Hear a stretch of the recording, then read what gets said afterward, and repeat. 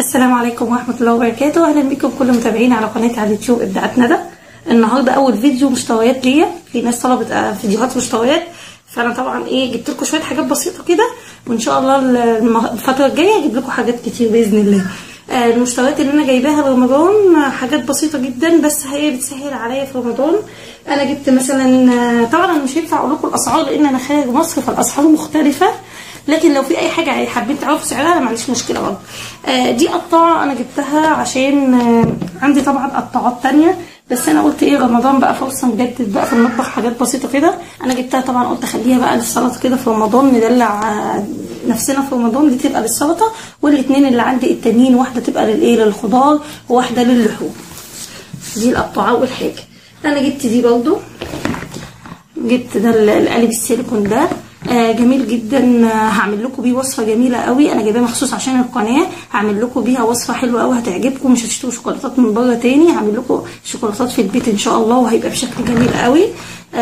ده ممكن نعمل فيه برضو الكنافه، نعملها فيه اللي هي تبقى زي الكب كده، زي الكب كيك صغيره كده، وتتقدم بقى تبقى شيك قوي. اسمها كنافه سواريه، بدل ما نعملها في التلج في مكعبات التلج، في القالب بتاع مكعبات التلج، بتبقى في الوصفه دي جميله برضو. جبت كمان؟ جبت ورق الزبده ده او ورق الخبز، ده جميل جدا. فتحته عشان تشوفوه. ده حلو جدا برضو في الوصفات عندي. بيطلع المخبوزات يا جماعه روعه، وبيطلع المعجنات روعه. عايزه اقول لكم ان هو فعلا بيفرق قوي في الخبز. يعني هو مش بيفرق قوي بس نتيجته افضل، يعني نتيجته افضل لما استخدمه في الخبز. بيطلع لي خبز جميل لان هو شمعي كده وورق زبده، فبيعمل لي بيخلي الحاجات من تحت تستوي بشكل افضل. ده الشمع اللي انا جبته. جبت كمان؟ جبت القوالب بتاعي الكب كيك دي، بس دي الميني، دي الصغيره قوي، مش كبيره. شايفين حجمها عامل ازاي؟ صغنونه خالص اهي. دي جايباها عشان الوصفه الجميله اللي انا قلت هعملها لكم دي، فانا جايبه دي عشانها اهو، عشان نقدم فيها يعني هتديها شكل جميل. جبت دي. جبت بقى الكب كيك بقى، قوالب الكب كيك عشان الحلويات والولاد بقى. انتوا عارفين لما يبقى فيه اي تجمع اولاد ما بيفرحهمش قد الكب كيك، فانا جبت قوالب الكب كيك دي جميله برضه، موجوده بقى في كل مكان، حلوه قوي برضه. جبت معايا كمان قطاعات السمبوسه، السمبوسك مقاسات مختلفه. ان شاء الله هعمل لكم العجينه بتاعتها وانزلها لكم على القناه. فدي طبعا عشان بتطلع لي الشكل المثلث الجميل، فانا جبت منها الثلاث احجام دول، هما بيتباعوا مع بعض. هنعمل لكم بيهم الوصفه ان شاء الله بتاع السمبوسه. استنوني لان رمضان من غير سمبوسه ما ينفعش. طيب جبنا ايه كمان؟ جبت دي بقى، انا كان عندي واحده بس مش عارفه راحت فين فجبت واحده تانية طبعا ما بستغناش عنها. دي؟ هي في ناس دي المفروض بيحطوا فيها التفل عشان يستخدموها للشاي، بس انا مش بستخدمها في كده، انا بستخدمها عشان بحط فيها توابل الكبسه. لما بعمل مندي او كبسه او اي شيء بحط هنا الفلفل الحب والكمون الحب والكزبره الحب، وبحط فيها الحبهان واحط فيها القرنفل. او لو انتوا بتعملوا شوربه مش شرط بس الكبسه. دي بقى بتخلي النكهه كلها تنزل في الوصفه عندي، وفي نفس الوقت بشيلها سهل جدا.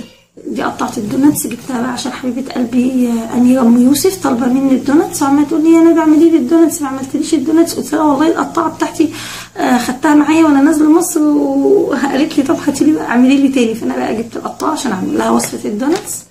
جبت ايه كمان؟ جبت ده دي هراسه الثوم. هي كويسه بس يعني مش عارفه، في ناس بتحبها قوي، بس انا جبتها عشان لما اكون مستعجله وعايزه احط اي فص ثوم بهرسه سهل جدا، بحطه هنا طبعا ضغطه كده فينزل لي من هنا بسهوله. بصراحه انا ما كنتش بستخدمها قبل كده، بس انا جبتها عشان الاوقات اللي انا مستعجله فيها تسهل عليا. جبت كمان ايه؟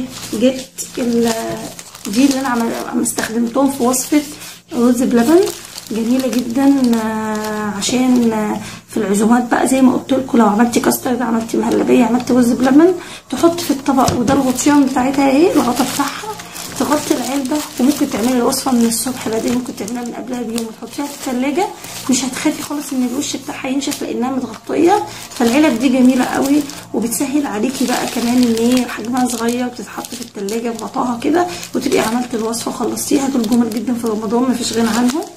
جبت ايه كمان؟ جبت دول كانوا في عرض خاص، اللي هو ورق الالومنيوم او ورق القصدير او ورق الفويل. طبعا دول مفيش غنى عنهم في رمضان. عملتي اكل بدري وحبيتي تغلفيه عشان ما يبردش، ده جميل جدا بتستخدميه. حلو كمان ان انت برضو بتستعمليه لو انت رايحه عند اي حد وحابه تاخدي طبق معاكي في عزومه رمضان ولا حاجه، وحابه تاخدي طبق سخن معاكي فتغطيه بيه تغلفيه بيه، جميل.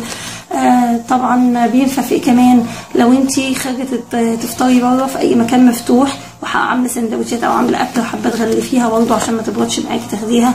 طبعا اخر حاجه معايا في المشتريات مفارش السفره.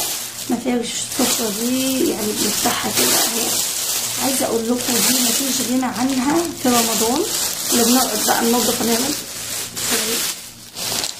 بس كده عشان ايه مش خروشه. عايزه اقول لكم ان مفيش غنى عنها نهائي في رمضان، جميله جدا، عمليه جدا. بتحطي عليها كل الاكل بقى واي بواقي اي حاجه تقع سهله، بتلمي السفره بعد ما بتخلصي وبتحطيها في الباسكت الزباله على طول. حلوه جدا بقى في العزومات، وحلوه انت حتى في الايام العاديه في رمضان، جميله جدا انها بتوفر عليكي المجهود والتنظيف. في ايه كمان؟ بس كده دول اللي انا جبتهم. بس حابه اقول لكم ان الحاجات دي هستخدمها في رمضان وبتسهل عليا كتير. دي كانت بعض المشتريات، اتمنى تكون عجبتكم. ما تنسوش بقى ان شاء الله تتابعوني على قناتي التانية بيتك وجمالك، عشان ان شاء الله بعد رمضان هوقف شغل على ابداعات ندى لظروف خاصه، وشغلي كله هيكون على قناه بيتك وجمالك. فانا هسيب لكم اللينك في صندوق الوصف، تعملوا لي عليها سبسكرايب وتعملوا لي بقى ان شاء الله لايك على الفيديوهات الموجوده فيها. وان شاء الله اشوفكم في فيديو تاني، والسلام عليكم ورحمه الله وبركاته.